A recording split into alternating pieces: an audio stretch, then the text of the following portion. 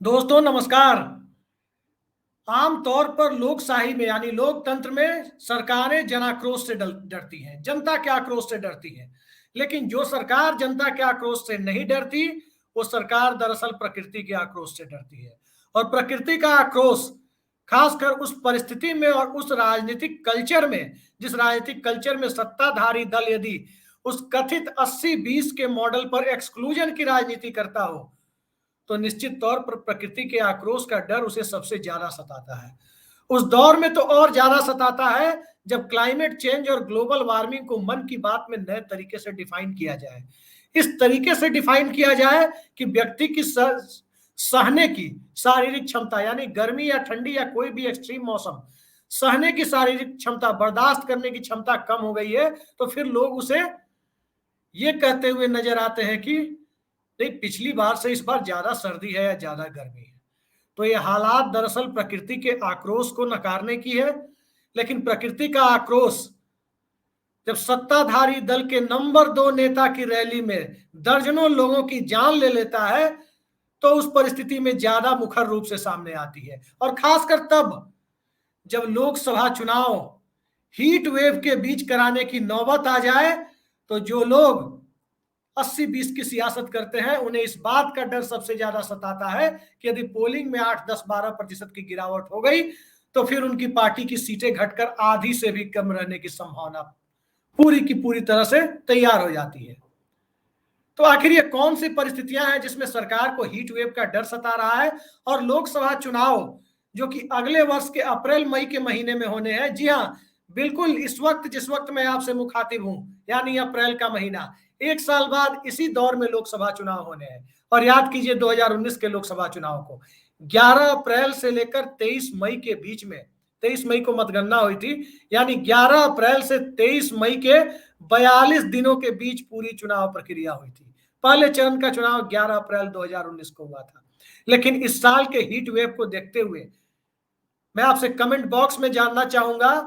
कि यदि इसी तरह के हीट वेव में यदि 11 अप्रैल से चुनाव प्रक्रिया अगली बार शुरू होती है, तो कितने प्रतिशत लोग बूथ पर वोट डालने के लिए निकलेंगे? ये बड़ा सवाल है। और बड़ा सवाल उस परिस्थितियों में ज्यादा बड़ा हो जाता है जिस परिस्थिति में सत्ता का पूरा नैरेटिव ही उसके पन्ना प्रमुख और उसके पन्ना प्रमुखों की वोटों को बूथ तक पहुंचाने की क्षमता पर निर्भर करती है। लेकिन जब पन्ना प्रमुखों का पन्ना ही सुरक्षित नहीं बचेगा, तो लू और हीट वेव के बीच हिंदुस्तान की सियासत बदलती हुई नजर आ सकती है। और यही आशंका और यही डर जो कई अंदरूनी सूत्र बता रहे हैं कि लोकसभा चुनाव को प्रीपोन करने की तैयारी भी की जा रही है। जी हाँ, मुकम्मल तौर पर इस बात को कहा जा सकता है कि सरकार के अंदर इस बात पर गंभीर विचार मंथन चल रहा है कि लोकसभा चुनाव अप्रैल मई में तय समय पर होंगे, या फिर हीट वेव से बचने के लिए, या जनाक्रोश से बचने के लिए, या प्रकृति के आक्रोश से बचने के लिए। जो भी व्यक्ति अपने अपने हिसाब से जो कुछ भी अर्थ लगाए, यानी किसी न किसी प्रकार के आक्रोश से बचने के लिए क्या लोकसभा चुनाव को नवंबर के महीने में कराया जा सकता है? यानी समय से 6 महीने पहले लोकसभा चुनाव कराए जा सकते हैं? ये बड़ा सवाल है। और बड़ा सवाल इसलिए भी है कि 2010 के बाद यदि मौसम वैज्ञानिकों की माने, क्लाइमेट चेंज और ग्लोबल वार्मिंग पर नजर रखने वाले विशेषज्ञों की माने, तो 2010 के बाद भारत जैसे देश में, खासकर उस उत्तर भारत में जहां भारतीय जनता पार्टी, जिसकी चुनावी सफलता ही हिंदी भाषी भारत पर निर्भर करती है, उन इलाकों में 2010 के बाद साल दर साल जिस प्रकार से गर्मी बढ़ी है, उसमें 14 और 19 में गर्मी तो थी, लेकिन अब इसे मोदी जी को मिला ईश्वरीय उपहार कहें या जो कहें, हीट वेव का असर 14 और 19 में उतना नहीं था जो 2022 और 23 में आप देख रहे हैं। पिछले साल भी आपने देखा, इस साल भी आप देख रहे हैं। ये 2019 और 14 में ये हालात नहीं बने थे। टेम्परेचर जरूर 35 डिग्री से ऊपर मैदानी इलाकों में पहुंचा था, खासकर अप्रैल के महीनों में एक आध दिन के लिए 40 भी पहुंच गया था। लेकिन कंटिन्यूअस सतत रूप से चलने वाला हीट वेव, उसके दर्शन लोगों को नहीं हुए थे 2014 या 19 में। जबकि आप पिछले 2 सालों की परिस्थितियों को देखें तो स्पष्ट तौर पर यूं कहें कि 2021 से ही जो परिस्थितियां चल रही है, उनको यदि आप देखें तो स्पष्ट तौर पर जाहिर होता है कि अब लोकसभा चुनाव कराने की का जोखिम लेना, खास करके अप्रैल मई के महीने में, यह भारतीय जनता पार्टी के लिए बेहद घातक सौदा साबित हो सकता है।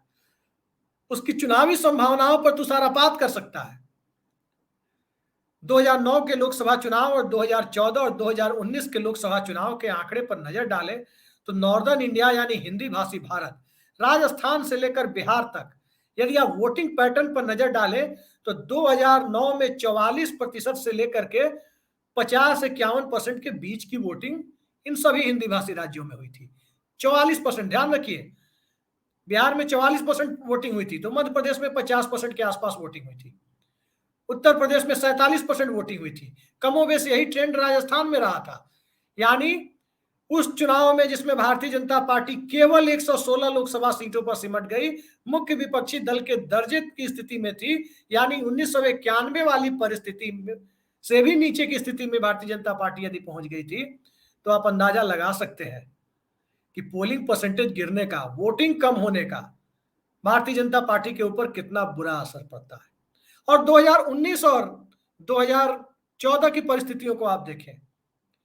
तो जो पोलिंग परसेंटेज 44 से 50-51% के बीच में जाकर सिमट रहा था, खासकर इन हिंदी भाषी राज्यों में, इन्हीं हिंदी भाषी राज्यों में आपने देखा कि वही वोटिंग परसेंटेज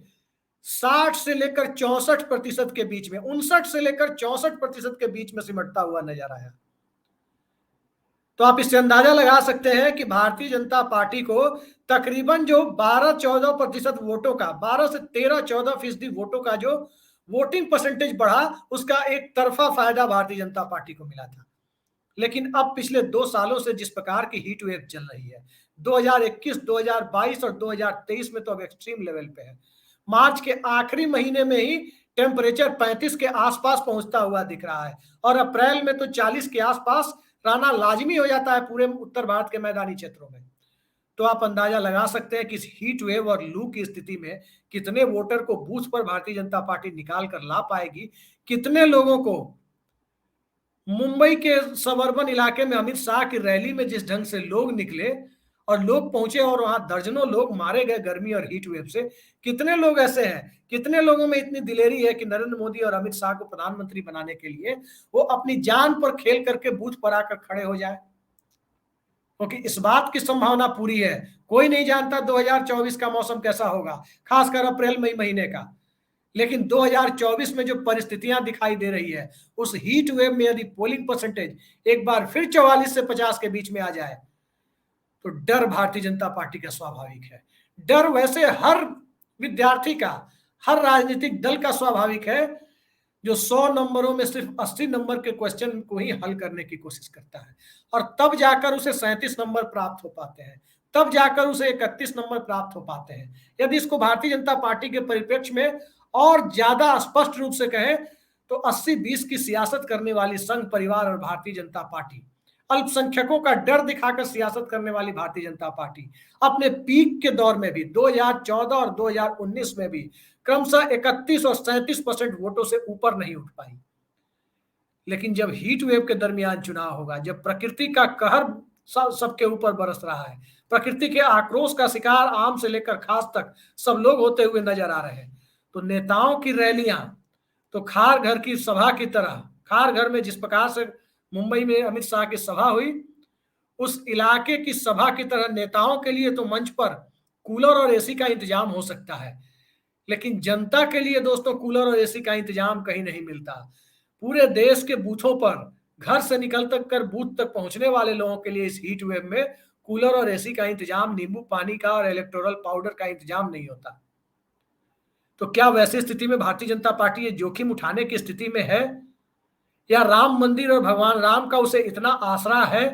कि राम मंदिर पर बनने के बाद वोटरों को राम जी निकाल करके वहां तक पहुंचा देंगे?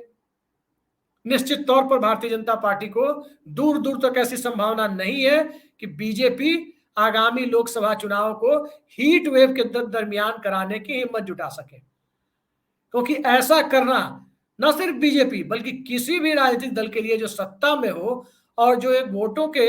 एक सेक्शन को पहले से ही अपने दायरे से बाहर मानकर सियासत करता हो, यानी सीमित दायरे में वोट मैक्सिमाइजेशन की कोशिश करता हो, उस राजनीतिक दल के लिए हीट वेव के दरमियान चुनाव कराना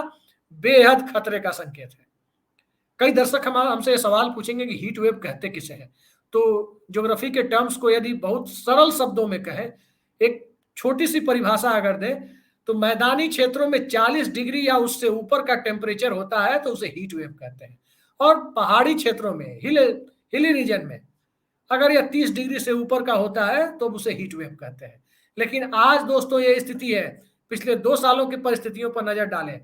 तो 25 मार्च के बाद से ही 35 डिग्री के पार चला जा रहा है टेम्परेचर। 5 और 8 अप्रैल के बीच में ही 40 डिग्री के पार आसपास या कभी कभी 40 डिग्री से ऊपर चला जा रहा है। और आज जब 21 अप्रैल को हम आपसे मुखातिब हैं तो इस दरमियान यदि कभी छिटपुट बारिश या अंधड़ जैसे हालात पैदा ना हो तो टेम्परेचर कंटिन्यूअस 40 से ऊपर रहता हुआ नजर आता है। खासकर उन घंटों में जिन घंटों में वोटिंग होती है, सुबह से शाम तक के बीच का पूरे दिन का वक्त, तो उन दिनों में भारतीय जनता पार्टी कम से कम मौजूदा परिस्थितियों में चुनाव का जोखिम ले पाने की स्थिति में नहीं है। और यही वो कारण है कि राजस्थान, तेलंगाना, छत्तीसगढ़ और मध्य प्रदेश के साथ लोकसभा के चुनाव भी यदि नवंबर के महीने में होते हुए नजर आए तो हम में से किसी को आश्चर्य नहीं होना चाहिए, क्योंकि सत्ता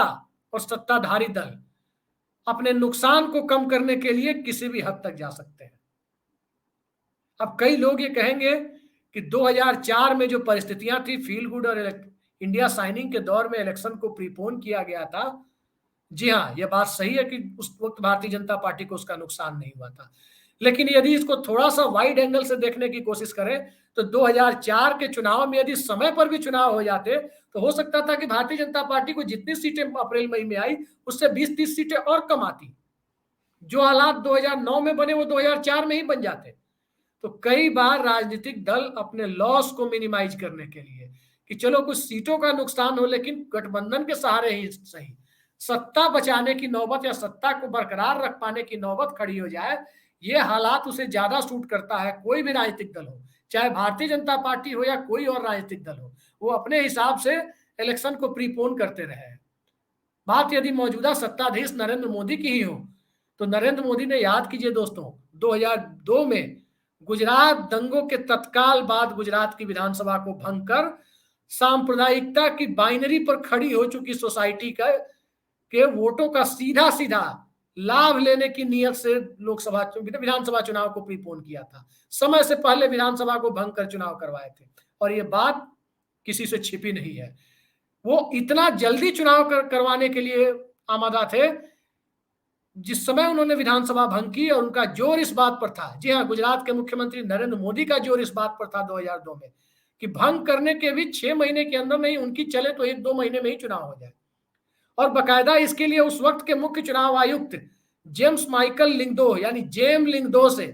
सीधा सीधा टकराव भी उनका हुआ था, क्योंकि जेम लिंगदो ने चुनाव को लॉ एंड ऑर्डर के लिहाज से उस 6 महीने की एम्बिट के अंतिम दौर में ले जाकर के चुनाव करवाया था। अपनी संवैधानिक सीमा के अंतिम दौर में यानी 6ठे महीने में ले जाकर के चुनाव करवाया था। तो आप अंदाजा लगा सकते हैं कि मौजूदा दौर में सत्ता में बैठे लोग अपने लॉस को मिनिमाइज करने के लिए और अपने पॉलिटिकल प्रोस्पेक्ट को मैक्सिमाइज करने के लिए, उसे अधिकतम करने के लिए, अपनी चुनावी संभावनाओं को जीवंत बनाए रखने के लिए कोई भी निर्णय ले सकते हैं। आप देख रहे हैं कि जो देश की परिस्थितियां हैं उन परिस्थितियों में बेरोजगारी का मुद्दा है, 4 साल वाली नौकरी अग्निवीर का मुद्दा है, रेलवे एनटीपीसी का मुद्दा है, महंगाई का मुद्दा है, खराब अर्थव्यवस्था का मुद्दा है, किसानों की एमएसपी गारंटी का मुद्दा है, कर्मचारियों की ओल्ड पेंशन स्कीम का मुद्दा है। और ये सारे मुद्दे जब एक साथ क्लब होते हुए नजर आए और इन सब मुद्दों के बीच हीट वेव भी चलनी शुरू हो जाए तो उसे भारतीय जनता पार्टी ही नहीं दोस्तों, कोई भी राजनीतिक दल भारत या दुनिया का कोई भी बर्दाश्त करने की स्थिति में नहीं है। अब चुनाव को आप आगे तो बढ़ा नहीं सकते, आगे बढ़ाने के लिए तो कोई संवैधानिक व्यवस्था भी मौजूद नहीं है, और जो व्यवस्था मौजूद है उसमें आपातकालीन व्यवस्था है, तो वो आप कर नहीं सकते, क्योंकि 1978 में जिस प्रकार का अधिनियम बना दिया गया उसमें किसी भी आंतरिक गड़बड़ी पर आप आपातकाल नहीं लगा सकते। और आपातकाल का विरोध कर सत्ता में आई राजनीतिक पार्टी जो कांग्रेस को इसके लिए कोसती रही है, ये जोखिम नहीं ले सकती कि 5 साल की लोकसभा को 5.5 साल कर दे। लिहाजा एकमात्र रास्ता बचता है, जी हाँ, एकमात्र रास्ता बचता है कि लोकसभा चुनाव को हीट वेव की संभावनाओं से बचाने के लिए उसे प्रीपोन कर दिया जाए। तो आने वाले वक्त में भारतीय जनता पार्टी क्या निर्णय लेती है? वैसे भारतीय जनता पार्टी का निर्णय करना इसे बहुत उचित नहीं लगता है, क्योंकि मौजूदा दौर में 2 लोगों की सरकार है। नरेंद्र मोदी और अमित शाह इस देश के सर्वोच्च सत्ता पर बैठे हुए लोग हैं और वही निर्णय लेते हैं, और पूरी पार्टी आशीर्वाद पाने की भूमिका में होती है। और ये बात मैं नहीं कह रहा,